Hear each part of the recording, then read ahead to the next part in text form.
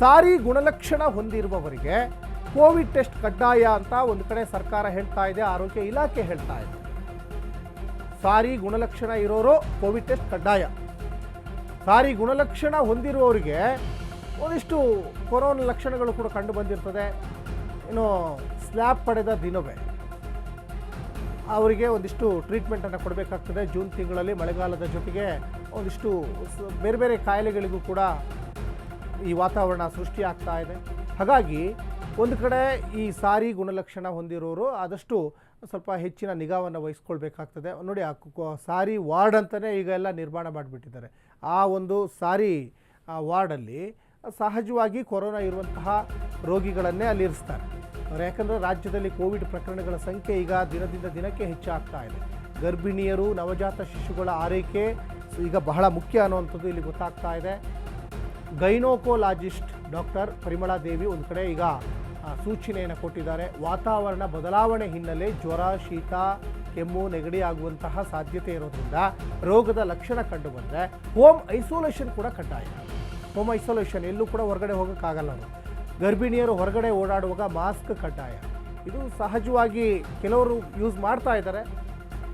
ಗೈನೋಕೋಲಾಜಿಸ್ಟ್ doctor ಪರಿಮಳಾ ದೇವಿಯವರು ಈಗ ಒಂದಿಷ್ಟು ಸೂಚನೆಯನ್ನು ಕೊಟ್ಟಿದ್ದಾರೆ. ಸಾರಿ ಗುಣಲಕ್ಷಣ ಹೊಂದಿರುವ ಕೋವಿಡ್ ಬಿಮಾರಿಯಿಂದ ಒಂದು senior consultant obstetrics gynaecology and preventive oncology, ನಿಮ್ಮ ಎಲ್ಲರ ಒಂದು ಪ್ರೀತಿಗೆ ಮತ್ತೊಮ್ಮೆ ನಮಸ್ಕಾರ.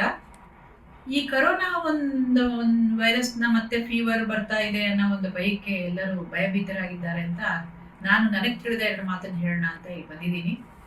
ಈಗ ನೀವು 2019-20 ನೆನೆಸ್ಕೊಂಡ್ರೆ ಸಾಕಷ್ಟು ಜನ ಕೊರೋನಾ ಬಿಮಾರಿಯಿಂದ ಒಂದು ಏನಂತಾರೆ, ಈ ಒಂದು ತುಂಬಾ ಎಲ್ಲರ ಜೀವವನ್ನ ತಗೊಳ್ಕೊಂತ ಒಂದು ವೈರಸ್ ಇದು. ಒಂಥರ ನೋಡ್ಲಿಕ್ಕೆ ಚೆಂಡು ಹೂವಿನಂತೆ ಕಂಡ್ರು ಮೈಕ್ರೋಸ್ಕೋಪ್ ಅಲ್ಲಿ, ಬಟ್ ಇದರಿಂದ ಎಷ್ಟು ಜನಕ್ಕೆ ಹಾನಿ ಆಯ್ತು ಅಂದ್ರೆ, ಯಾಕೆ ಅದು ಲಂಗ್ಸ್ನೇ ತುಂಬಾ ಎಫೆಕ್ಟ್ ಮಾಡೋದ್ರಿಂದ ತುಂಬಾ ಜನಕ್ಕೆ ಅವರು ಜೀವನೇ ಕೊಡ್ಬೇಕಾಯ್ತು.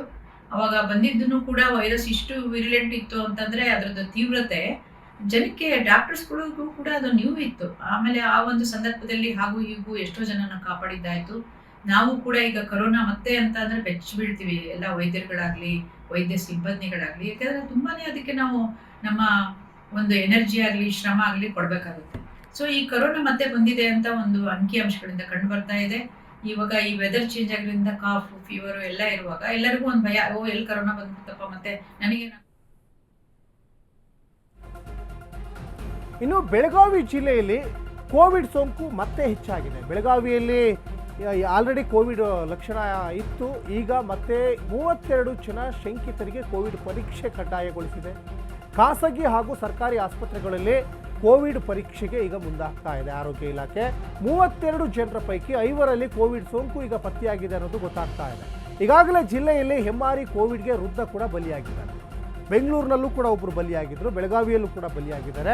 ಹೀಗಾಗಿ ಎಚ್ಚರಿಕೆಯಿಂದ ಇರಬೇಕು ಅಂತ ಒಂದು ಕಡೆ ಆರೋಗ್ಯ ಇಲಾಖೆ ಈಗ ಸೂಚನೆ ಕೂಡ ಕೊಟ್ಟಿದೆ. ಅದ್ರ ಜೊತೆಗೆ ಈ ಸಾರಿ ಅನ್ನುವಂತಹ ಏನು ಈಗ ಗುಣಲಕ್ಷಣ ಕಂಡು ಬಂದರೆ ಇವೆಲ್ಲ ಕೋವಿಡ್ನ ಒಂದು ಉಪತಳಿಗಳು.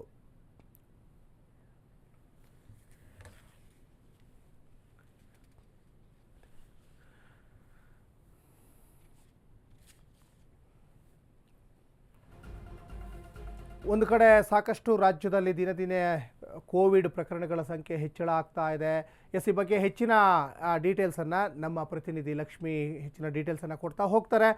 ಲಕ್ಷ್ಮಿ, ಸಹಜವಾಗಿ ರಾಜ್ಯದಾದ್ಯಂತ ಕೋವಿಡ್ ಪ್ರಕರಣಗಳ ಸಾಕಷ್ಟು ದಿನದಿಂದ ದಿನಕ್ಕೆ ಏರಿಕೆ ಆಗ್ತಾ ಇದೆ.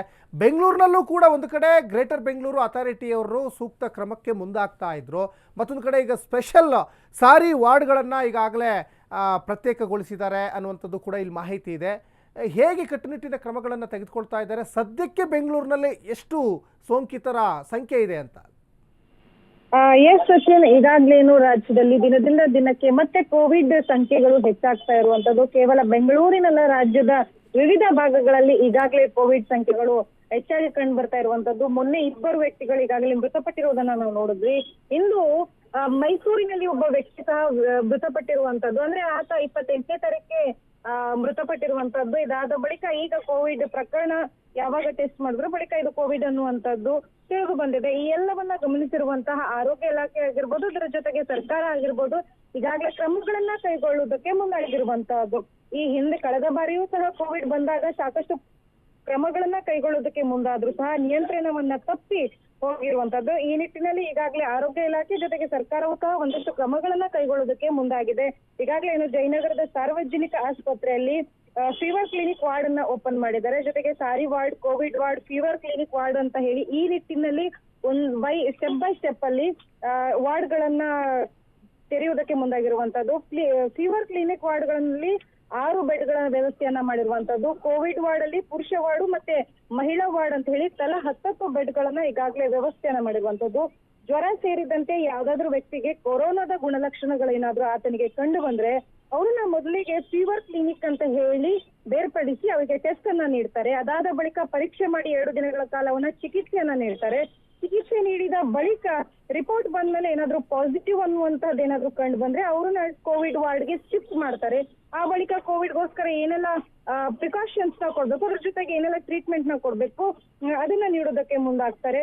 ವೆಂಟಿಲೇಟರ್ ಆಗಿರ್ಬೋದು, ಆಕ್ಸಿಜನ್ ಸೇರಿದಂತೆ ಎಲ್ಲಾ ರೀತಿಯಾದಂತಹ ಮುನ್ನೆಚ್ಚರಿಕಾ ಕ್ರಮಗಳನ್ನ ಕೈಗೊಳ್ಳೋದಕ್ಕೆ ಮುಂದಾಗಿರುವಂತಹದ್ದು. ಈಗ 50ಕ್ಕೂ ಅಧಿಕ ಬೆಡ್ಗಳ ವ್ಯವಸ್ಥೆಯನ್ನ ಈಗಾಗಲೇ ಮಾಡಿರುವಂತಹದ್ದು. ಒಟ್ಟಾರೆಯಾಗಿ ನಮ್ಮ ಸರ್ಕಾರ ಆಗಿರ್ಬೋದು, ಇನ್ನು ಆರೋಗ್ಯ ಇಲಾಖೆ ಮುನ್ನೆಚ್ಚರಿಕಾ ಕ್ರಮಗಳನ್ನ ಕೈಗೊಳ್ಳೋದಕ್ಕೆ ಮುಂದಾಗ್ತಾ ಇರುವಂತಹದ್ದು. ಸಚಿನ್, ಧನ್ಯವಾದ ಲಕ್ಷ್ಮಿ ತಮ್ಮೆಲ್ಲ ಡೀಟೇಲ್ಸ್ಗಾಗಿ.